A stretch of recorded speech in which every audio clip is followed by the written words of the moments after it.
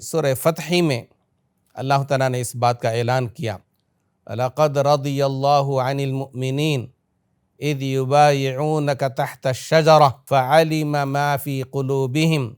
فَأَنزَلَ السَّكِينَةَ عَلَيْهِمْ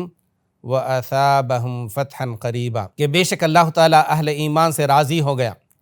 یہاں پر اہل ایمان سے مراد کون ہیں؟ صحابہ کرام کی جماعت،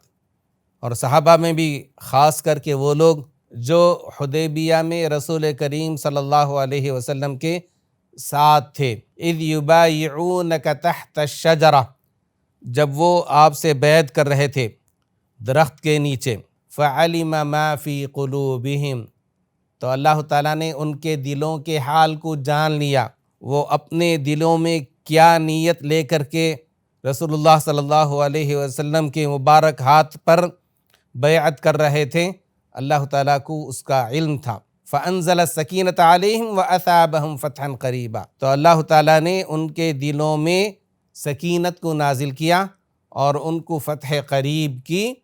خوشخبری دی، اس کا وعدہ فرمایا۔ محترم ناظرین،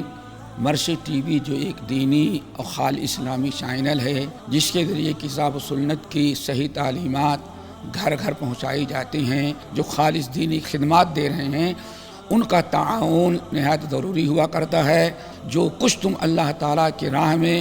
دین کی اشاعت کے لیے، اسلام کے فروغ کے لیے جو کچھ تم خرچ کرو گے، اللہ تعالیٰ اس کا بہتر سے بہتر بڑھا چڑھا کر کے بدلہ آپ لوگوں کو دے گا۔